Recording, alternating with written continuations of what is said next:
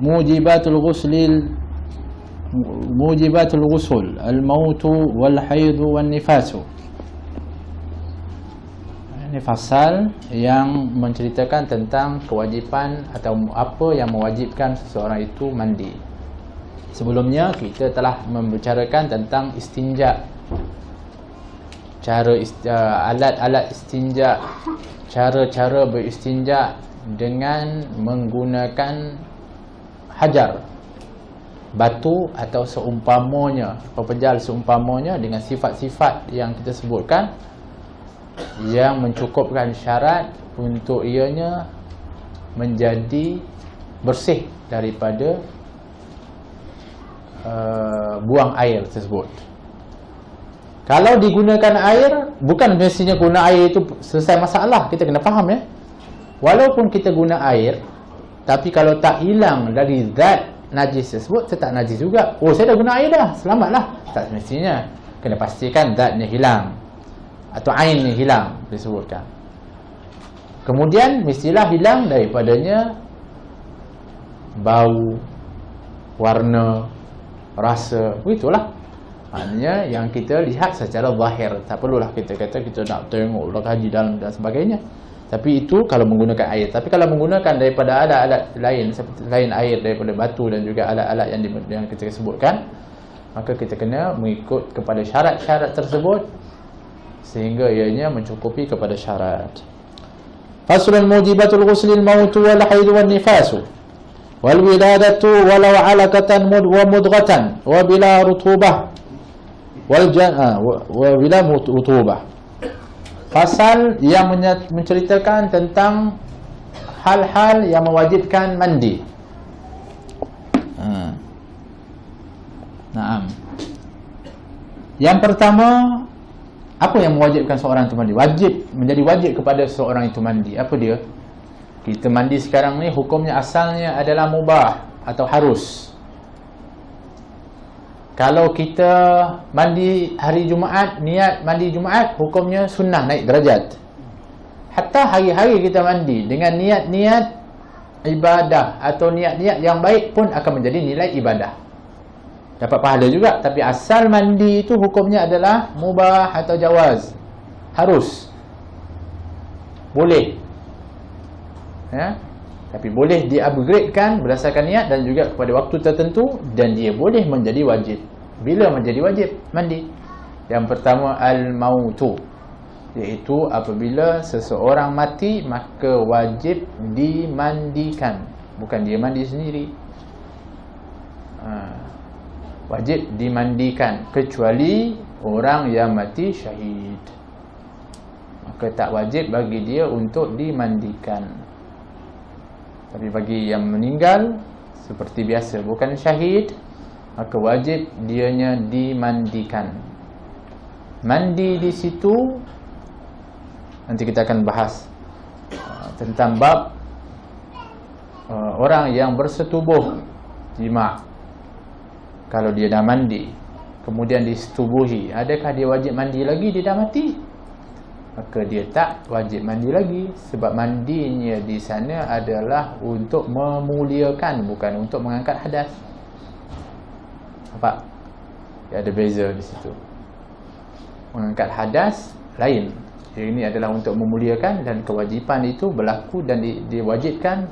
Dia ni adalah fardu kifayah kepada suatu tempat itu untuk memandikan. Kepada orang yang mati di dalam tempat dia, mesti ada orang yang boleh untuk memandikan.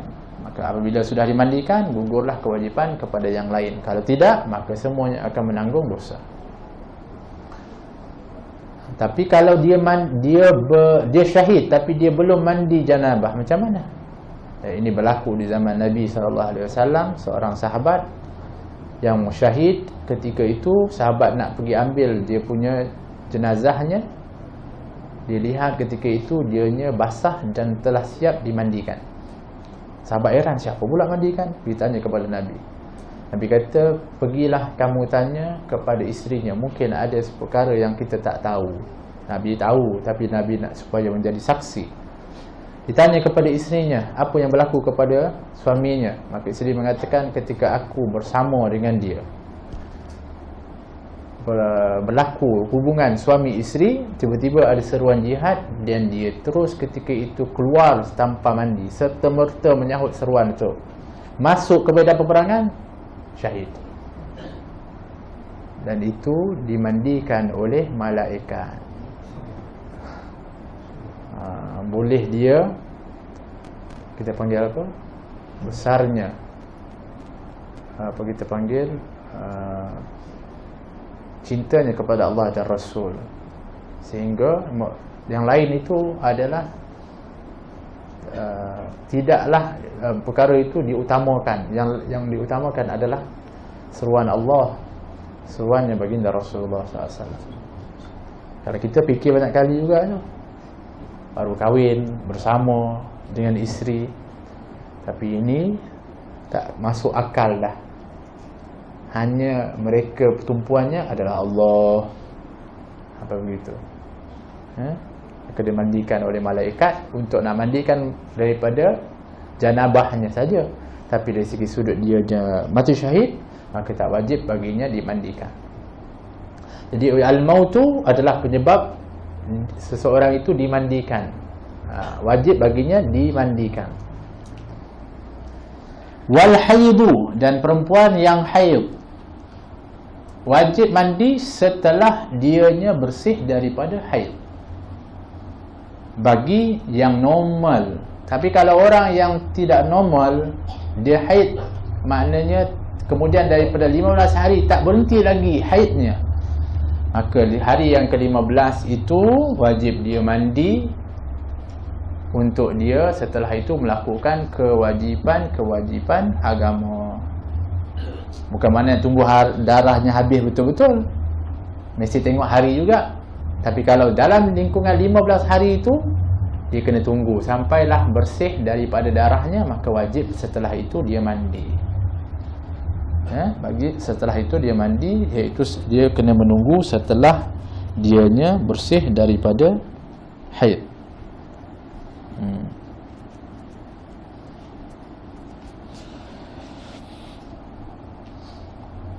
Kemudian wan nifas, begitu juga nifas, iaitu darah yang keluar sebab melahirkan anak. Tunggu sampai habis, maka setelah itu dianya diwajibkan mandi. Wal wiladah, melahirkan, walau alaqatan wa mudghatan, walaupun dia masih lagi dalam keadaan apa? Janin lagi, masih digugur. Wabila rutubah, dia masih lagi dipanggil alaqah, segumpal darah, atau mudghah, segumpal daging, masih lagi fetus, begitu. Bila rutubah, walaupun tak basah ketika keluar, kering, seketul, kering, tetap juga wajib bagi dia mandi. Kata para ulama berbeza pendapat. Kenapa? Pertama, kerana yang namanya alaqah, mudghah, asalnya apa? Mani. Maka asal, nanti kita akan bahaskan, di antara yang juga diwajibkan mandi adalah keluar mani.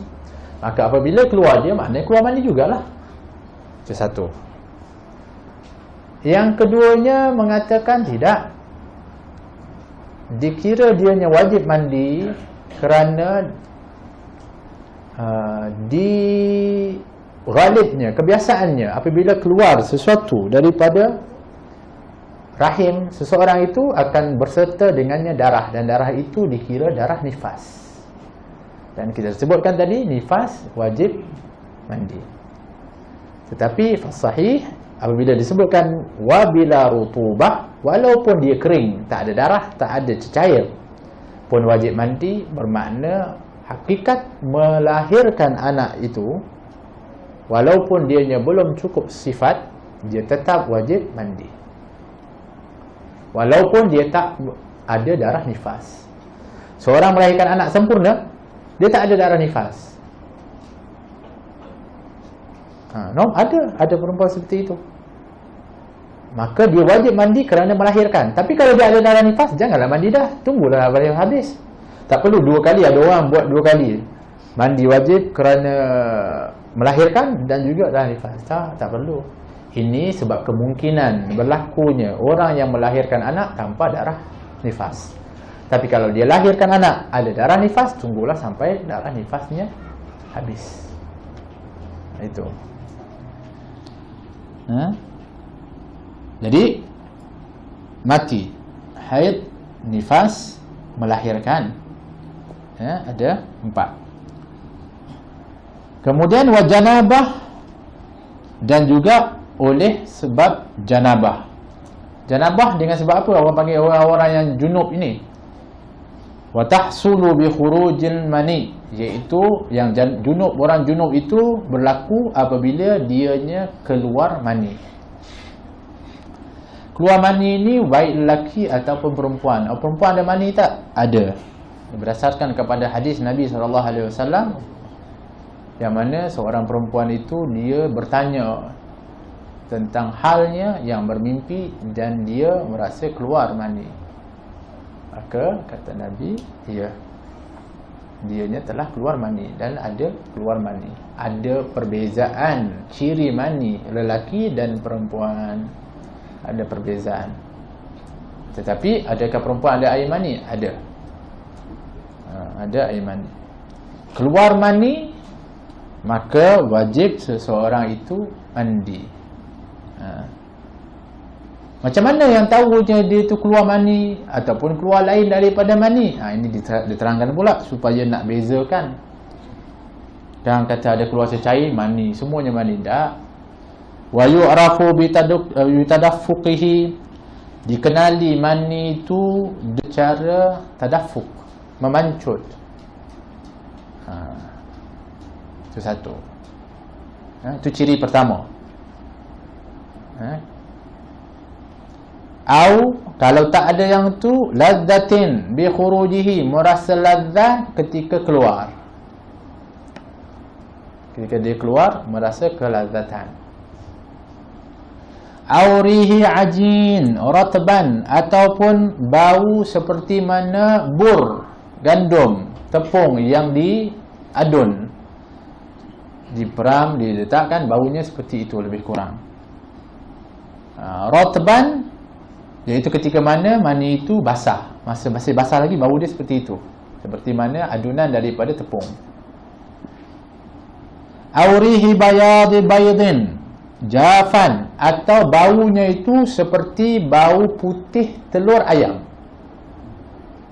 ketika dia kering. Ketika kering ada bau lagi, baunya seperti mana putih telur ayam itu yang telah kering itu, seperti itu. Nah, jadi ini cerita kalau keluar mani wajib mandi. Dengan apa cara dan sebab, baik mimpi atau dia bersetubuh atau dia keluarkan sendiri, keluar mani wajib baginya mandi. Tapi kalau keluar itu bukan mani, mungkin yang keluar adalah mazi ataupun madi. Mazi ini keluar dengan sebab seseorang itu mungkin ghairah, tapi dia tak keluar memancut, dia juga tak keluar dengan lazat dan sebagainya. Dia keluar itu dan dianya lain, warnanya itu jernih. Sedangkan seperti mana mani itu, dianya adalah, yang lelaki adalah dianya lebih kepada kita panggil putih, agak putih. Kalau orang perempuan dia ada sufrah, seperti kekuningan. Kata dan juga ada satu lagi namanya madi. Madi ini adalah keluar apabila seorang itu dia buat kerja berat, penat, dia keluar. Seperti itu. Maka hukumnya itu dia tak wajib mandi, dia wajib untuk bersihkan. Dan juga berlakunya kita nak kenal pasti sebab ini kerana biasanya yang dirasakan setelah mandi ada lagi keluar. Adakah itu madhi ataupun dia mani? Tengok sifat yang disebutkan tadi.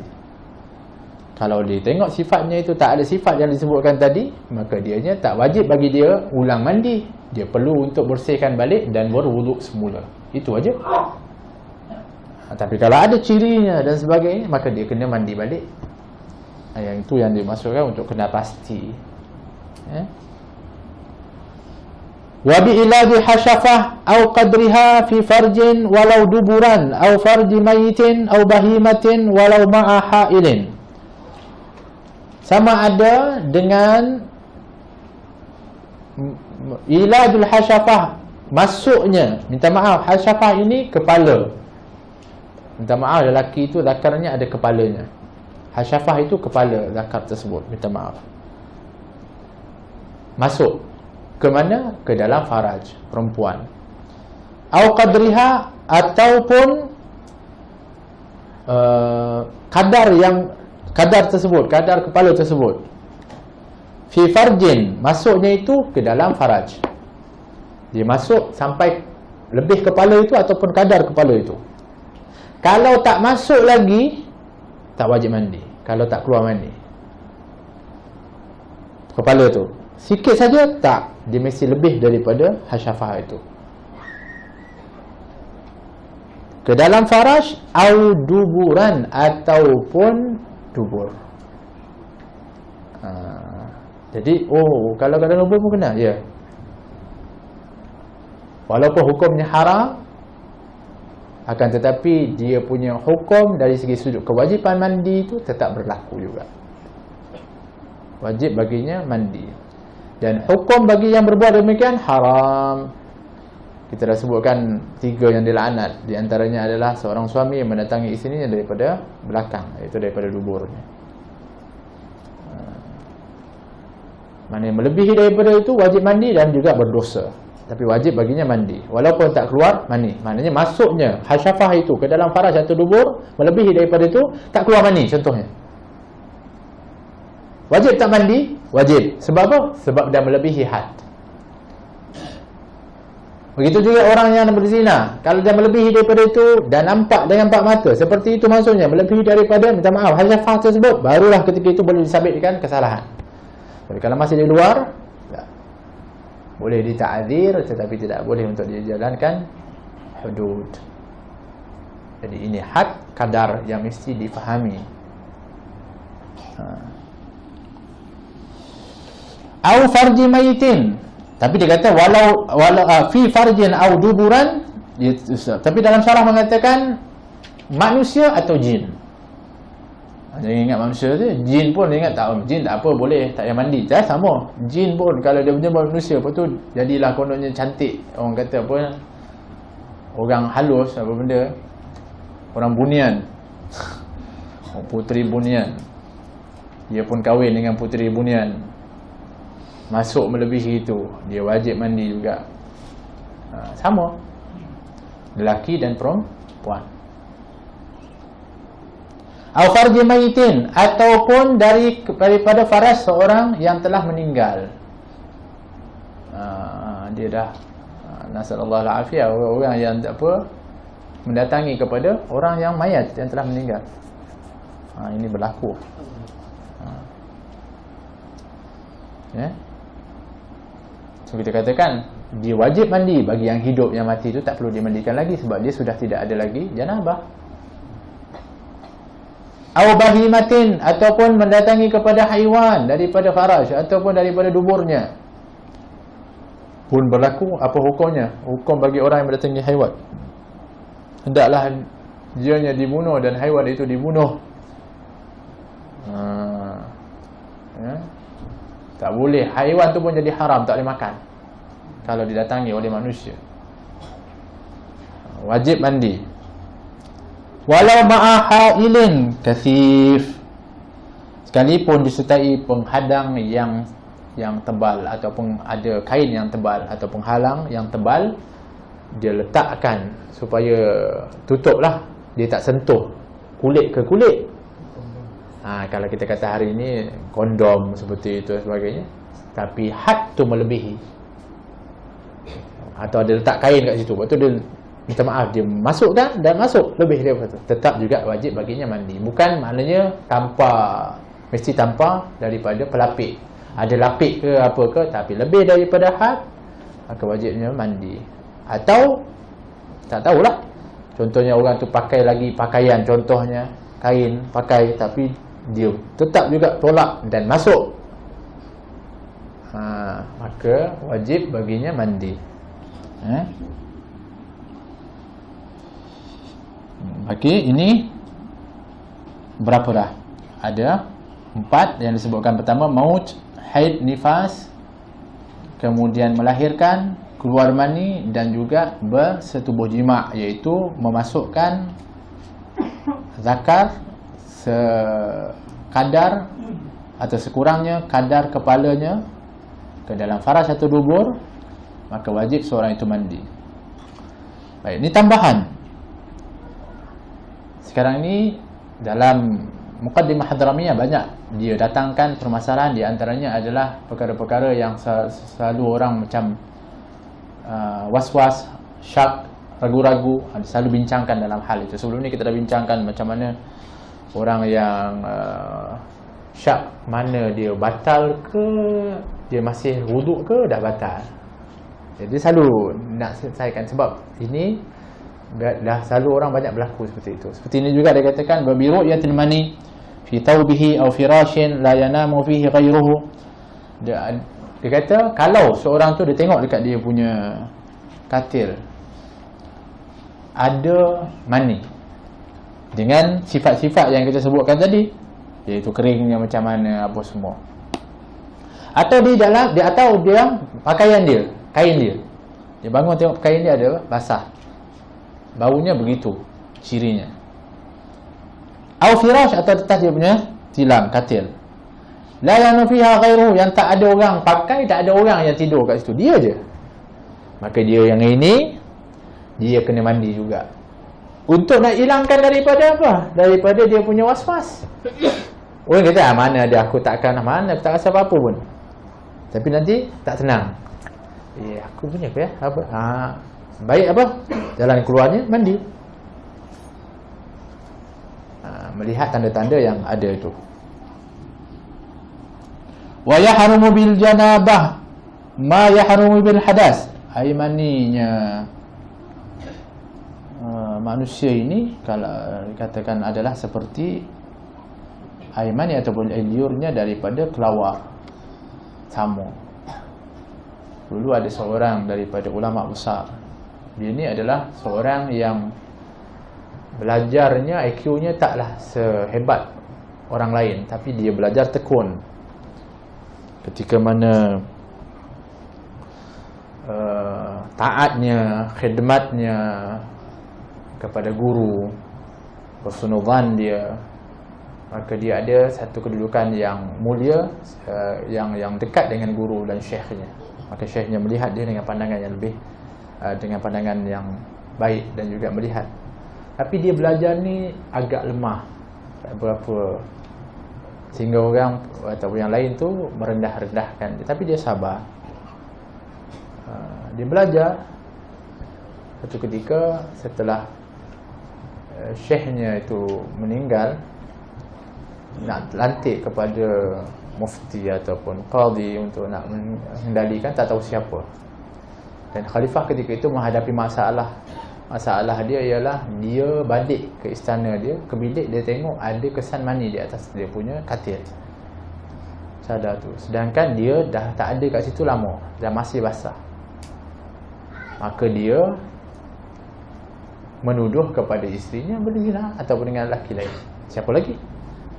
Maka berlaku kericuhan. Maka kebetulan yang lelaki ini ada di situ. Ketika mana mereka buat satu perbicaraan, kita pergi apa, membicarakan perkara tersebut, maka dia pun bangun. Dia kata, dia pernah belajar. Dia kata, istana itu macam mana? Ada tak kelawar dan sebagainya? Dia kata ada. Oh, kalau begitu, saya yakin itu adalah merupakan daripada kelawar tersebut, kerana sama di antara maninya manusia itu dengan kelawar. Oh, betul, rupa-rupanya ketika mana lihat keadaan kelawar yang selalu duduk dan juga sebagainya, maka terselamatlah daripada tindakan yang diambil daripada permaisuri tersebut dan juga hubungan di antara itu. Maka dia dilantik menjadi qadhi dan dia terus menjadi alim ketika itu. Tapi yang itu je dia tahu sebenarnya. Tapi kerana dia tadinya husnudzan, baik kepada guru dan sebagainya, maka Allah berikan dia ilmu setelah itu. Nah, jadi kita ni kadang-kadang belajar tu kadang-kadang tak dapat semua. Tapi jangan tinggal semua, yang tahu itu kita amalkan, kita teruskan. InsyaAllah. Kalau yang kita rasa ini tak perlu belajar lah, yang ini tak ada lah, yang itulah nanti yang kita akan ditanya paling awal sekali apabila kita ni dianggap sebagai ada orang yang ada berilmu. Yang kita rasa remehkan, yang kita tak tahu, yang itulah yang akan ditanya. Ya Allah, yang itu yang aku tak nak aku tinggalkan, yang itu orang tanya. Yang itu kena hati-hati. Wa yahrumu bil janabah ma yahrumu bil hadas. Okey, sekarang pembahasannya ialah mengenai itu kita dah ceritakan apa yang tak boleh dibuat bagi orang-orang yang berhadas. Hadas itu hadas kecil. Tak boleh solat, tak boleh tawaf, tak boleh untuk dia memegang mushaf dan membawanya 4. Betul? Ingat ke tak ingat? Tapi ini orang janabah, orang junub.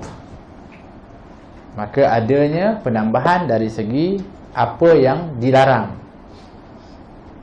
iaitu apa yang tak boleh dibuat ketika hadas. Yang 4 tadi ni kita sebutkan, jelas tak boleh lah.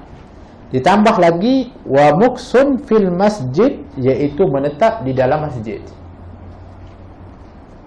Dia junub, dia duduk dalam masjid, tak boleh. Tapi kalau lalu dibolehkan, dengan syarat lalu pintu masuk pintu keluar terus, tak balik. Ini bagi orang yang junub, bagi orang Islam, kecuali Nabi, orang kafir, dan orang yang mana dianya belum mukallaf. Ya. Jadi Nabi, orang kafir, kalau tak bolehlah masuk masjid, dia berapa kali junub dah. Mana dia mandi, tapi dia lain hukumnya dengan orang Islam yang junub.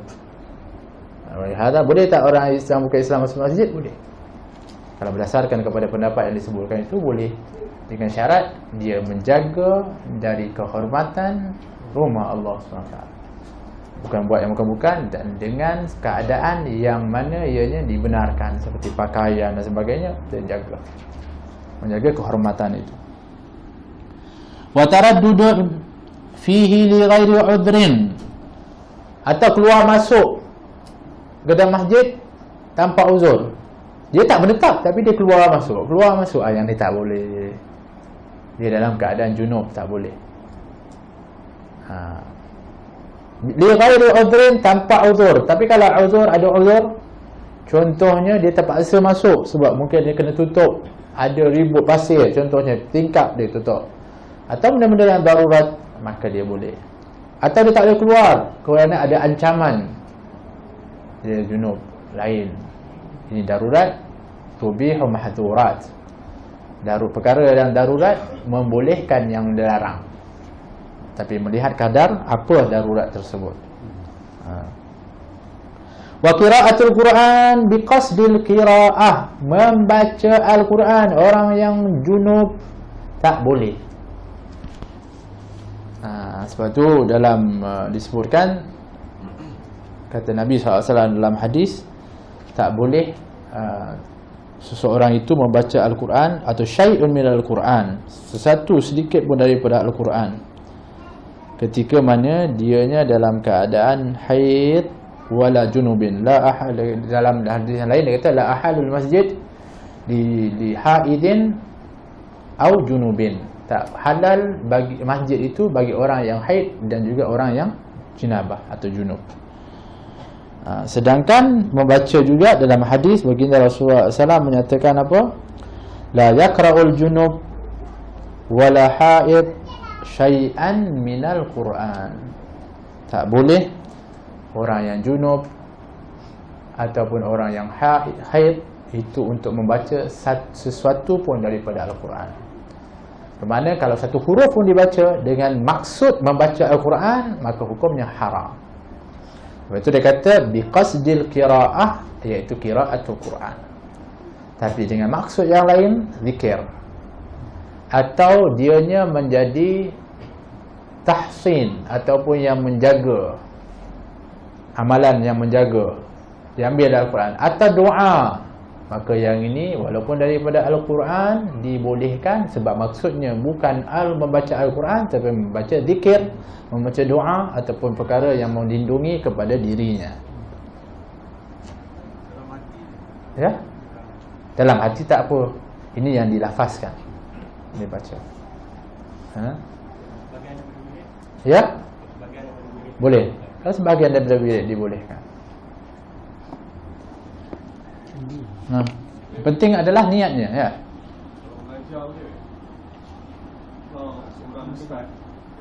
Mengajar dengan maksud untuk mengajar, bukan boleh.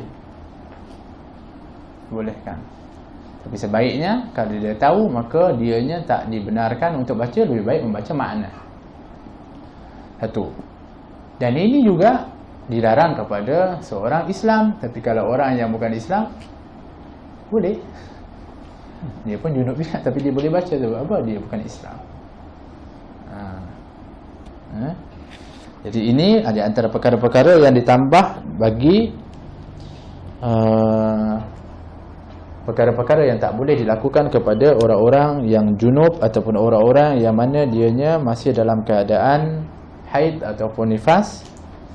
Maka tak boleh bagi dia untuk duduk di dalam masjid, ataupun berulang alik masuk ke dalam masjid, ataupun untuk dia itu membaca Al-Quran dengan maksud membaca Al-Quran. Nah,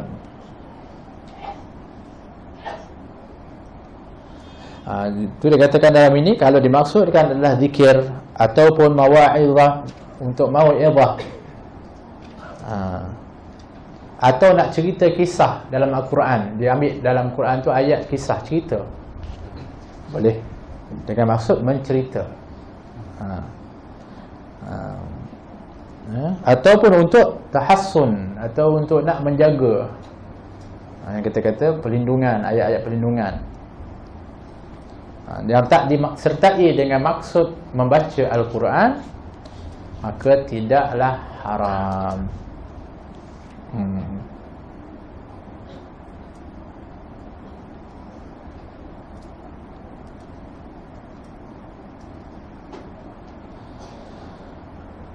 Nah, hakalah.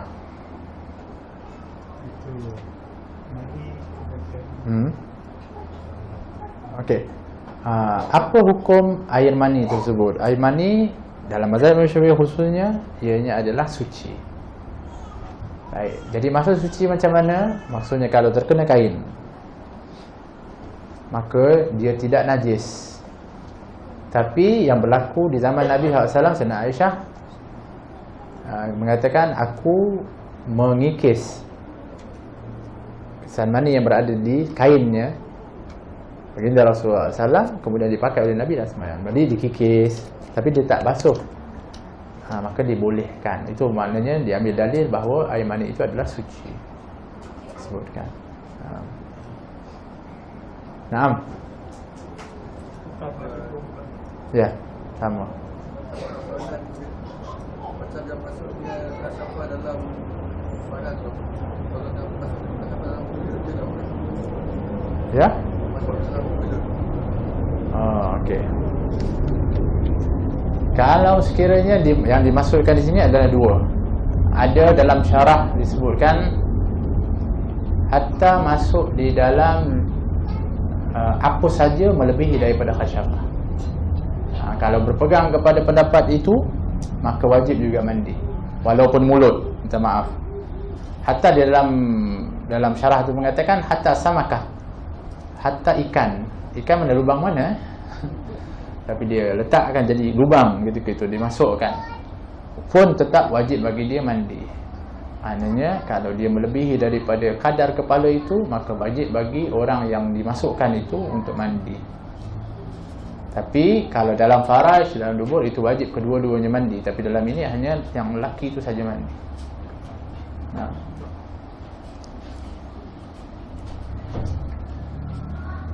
Wallahu ta'ala a'lam.